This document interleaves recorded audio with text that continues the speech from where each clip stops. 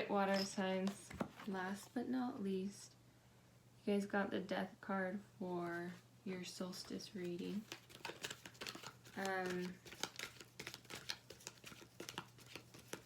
Death in the deck kind of scares some people. But it is all about, there are so many deaths we experience as we go through life. That is just very, very normal part of life, where we're kind of taught to kind of fear that death, having to let go of all the things that we have worked for and gained because of the culture we live in. But death can be a big relief to let go of some things that we have worked for when they're just, it's time and we don't need them anymore. So go into this with me looking at this as a very positive card, where you might be letting go of something that is no longer serving you, and afterwards, when that rebirth happens after that death, is gonna feel a lot better, and you're gonna feel a lot stronger. So we have two oracle cards that fell out. We have teaching and learning, and then remembering who you are. This is asking to keep an open mind and learn new ideas. And then remembering that you are powerful, loving. You're a powerful and loving and creative child of, this one says God, but you can be a child of the universe or spirit or whatever word you tend to gravitate to for that. So this already is feeling like there's this death that's coming, and it really is going to be centered around learning something new. And sometimes in order to learn something, teaching goes along with that. So the first card we got was the Queen of Cups, which is us as water signs. I'm a water sign. Queen of Cups, she represents that she has, water signs are very intuitive and kind of psychic by nature, where you can really navigate the emotional world because of that water sign in you. They're also, I'm noticing her looking into this little jar, this glass that's holding this little fish. You can kind of see into the situation. You can kind of analyze it and see not only what's going on, but also the emotions playing around in there. So this is, with remembering who you are the Queen of Cups. If you want to read about the Queen of Cups, if you look up Queen of Cups tarot meaning online, you'll see, especially if you go to like Biddy Tarot, she kind of goes through all of the attributes of the Queen of Cups. And I think that would be really good for you to see, remembering who you are within those categories. And you can get very, you can use, emotions can either be your best friend or your worst enemy. You can get really caught up in your emotions and have them work against you, or you can use that exact same ability to get really into emotions and use them in a very positive, good growth way. The next one we have is Knight of Pentacles upside down. This is a event having to do with career, finances, money, education that either gets stalled, stopped, there's a procrastination, or it's just not moving in the direction you wanted it to.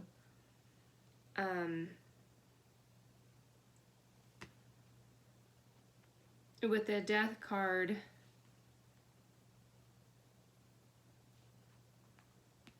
it feels like there's some changes that need to be happening in this situation,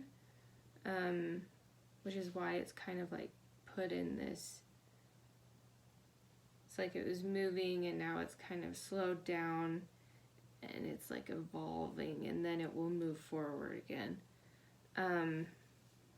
But sometimes when things stop and break and make noise, it's just to get our attention to say, oh, this and this and this are working. This isn't working anymore. I need to take that out and remove it. And because the teaching and learning card's out here, you might be needing to learn something new in order for this like event to start moving again, moving forward. And then we have the Three of Swords. Three of Swords upside down.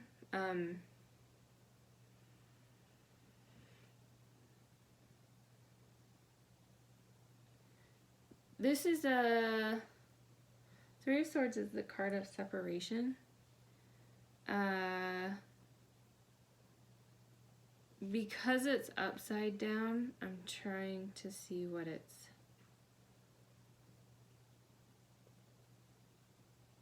Okay. This is kind of a resistance of separating. So there might be something going on here with your career, education, health, finances, that it's stopped a little, or it's janky, or something's going on where it's just like, why isn't this moving smoothly anymore? And this next card with Three of Swords upside down is kind of saying, well, there's something you're having a really hard time separating from. And because we have this death card, it's saying, like, you do need to take that thing, separate yourself from it, learn something new, teach something. There's something that in order for you to move forward, you have to learn something. And you're very capable of doing it. Remember who you are. You're a completely capable person. That's why you're where you are now. You can continue to go forward. This is just sort of the universe's way of saying, okay, good, you're done now. Let's move to this next experience that's going to give you a ton more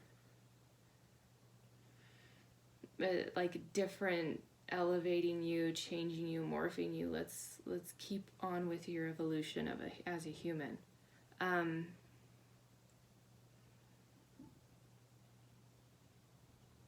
Yeah, that's about all I'm seeing.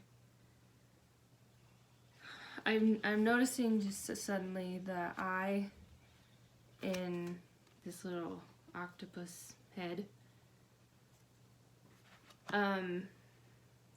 The eye is our ability to, your third eye is your ability to see, and being able to see the past, present, and future.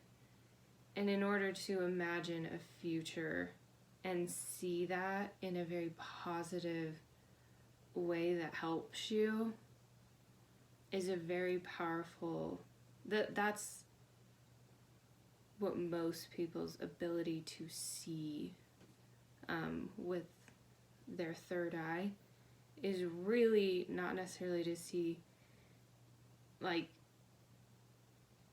through the veil or anything. It a lot more often it's just being able to see a very clear vision of what's in front of you and embracing that and going forward and going to that. So keep your third eye open and clean. Remember who you are. Go learn something new. Let go of that thing holding you back. And don't let your emotions get the best of you. Instead, use them to your best outcome. And that's it. Have an awesome day, and I'll see you next week.